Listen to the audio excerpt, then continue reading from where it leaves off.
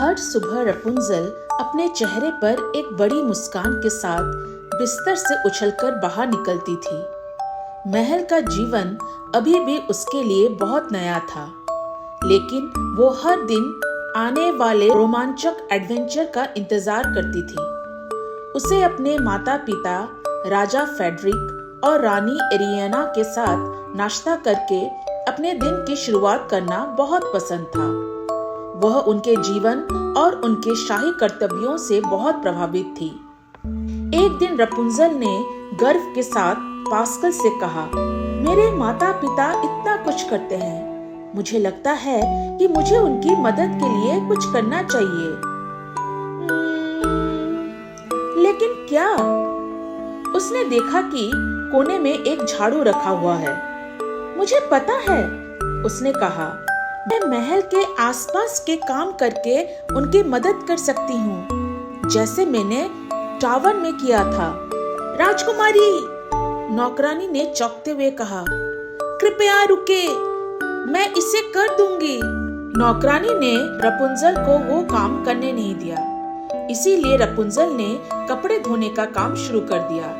लेकिन हर बार जब भी रपुंज़ल कुछ मदद करने की कोशिश करती, तो नौकरानी उसे कहती, राजकुमारी, मैं यह काम कर दूंगी, आप कृपया ये काम ना करें। रपुंज़ल को समझ नहीं आ रहा था कि वो क्या गलत कर रही है। टावर में उसने हर चीज का ध्यान रखा था, लेकिन टावर में उसने जो काम अच्छे से किए थे, वे महल में की गई गलतियों जैसे लग रहे थे। यह देखकर रपुंज़ल ने सलाह के लिए गवर्नेस से संपर्क किया। मुझे नहीं लगता है कि मैं राजकुमारी बन सकती हूँ, रपुंज़ल आह भरते हुए बोली। राजकुमारी आखिर क्या करती है?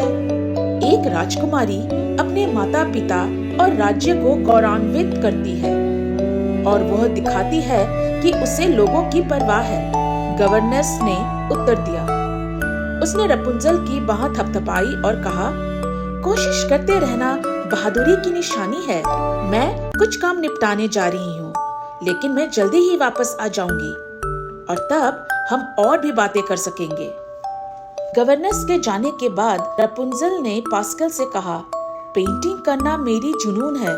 शायद मैं अपने माता पिता को अपने साम्राज्य कोरोना के बारे में अपनी मनपसंद चीजों की एक भित्ति चित्र बनाकर गर्वित कर सकती हूँ, वो सोचने लगी। उसने एक खाली दीवार ढूंढी, अपनी जरूरत की चीजें इकट्ठा की और पेंटिंग करना शुरू कर दिया।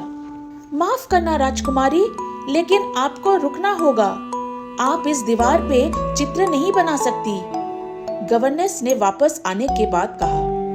इस दीवार को कोरोना के नक्शे से ढकना है। रपुंज़ल ने कहा, मैं अपने माता पिता को एक भित्ति चित्र बनाकर आश्चर्यचकित करना चाहती थी, लेकिन मैंने ये भी गड़बड़ कर दी। गवर्नेस ने उसे दिलासा देते हुए कहा, राजकुमारी होने की सभी जिम्मेदारियों को सीखने में समय लगता है।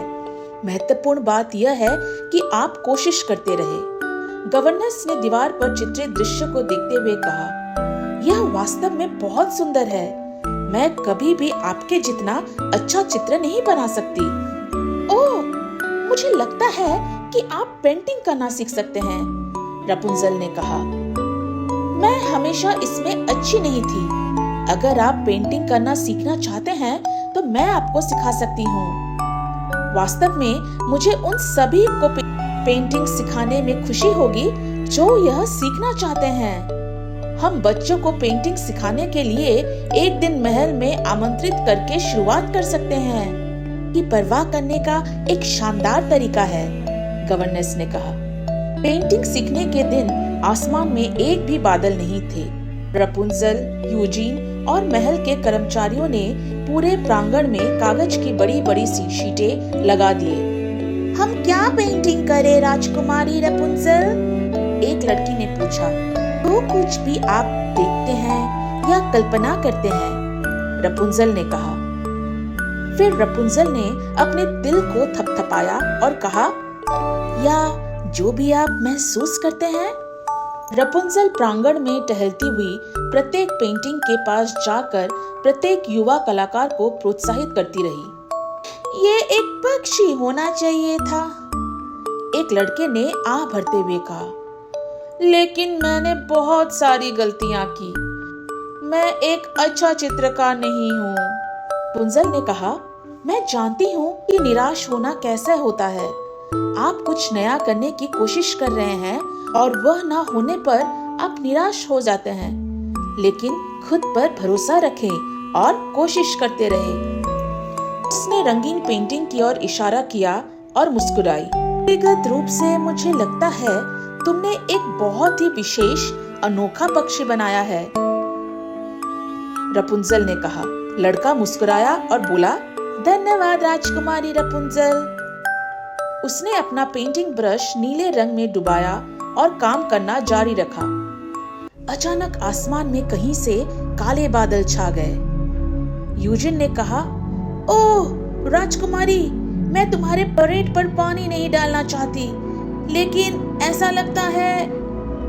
बादल की गड़गड़ाहट की आवाज ने यूजिन के शब्दों को काट दिया।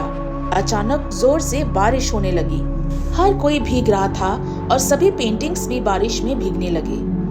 महल के कर्मचारियों ने बच्चों को सुखाने में मदद की, जबकि रपुंजल और यूजिन ने पेंटिंग्स को सूखने के लिए चिमनी के पास लटका दिया। वह सोच रही थी कि यह उसका एक और बड़ी गलती है। तभी उसने देखा कि पेंटिंग पर चिमनी से रोशनी आ रही है। यूजिन, उसने कहा, यह तुम्हें किसी की याद दिलाती है? लालटेन, उसने मुस्कुराते हुए कहा। बारिश के कारण हमारी पेंटिंग की क्लास जल्दी खत्म हो गई, लेकिन हम अभी भी पेंटिंग कर सकते हैं, रपुंजल ने घोषणा की। जब उसने अपनी योजना बताई तो बच्चे उसके चारों ओर इकट्ठे हो गए। हम इन सूखी हुई पेंटिंग्स को लेकर उनसे लालटेन बनाएंगे, रपुंजल ने कहा। बहुत ही खास अनोखी लालटेन। जल्दी ही सभी बच्चे अपने पेंटिंग्स को छोटे छोटे रंग बिरंगे लालटेनों में बदलने का आनंद लेने लगे। बाद में रानी एरियाना और राजा फेडरिक उस कमरे में दाखिल होते हैं। माँ, पिताजी, मेरा दिन बहुत ही शानदार रहा, रपुंजल ने खुशी से उछलते हुए कहा। भले ही चीजें योजना के अनुसार नहीं हुई, लेकिन शायद मैं जिन्हें गलतियां सोच रही थी वे गलतियां नहीं है। जैसे जैसे मैं आगे बढ़ रही हूँ, मैं नई चीजें सीख रही हूँ और कुछ नया बनाने की कोशिश कर रही हूँ, और वे सभी बहुत सुंदर बन रहे हैं, ठीक वैसे ही जैसे आज हमने लालटेन बनाई है।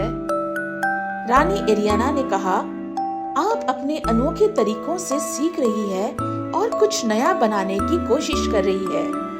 यही बात आपको एक बहुत ही खास अनोखी राजकुमारी बनाती है।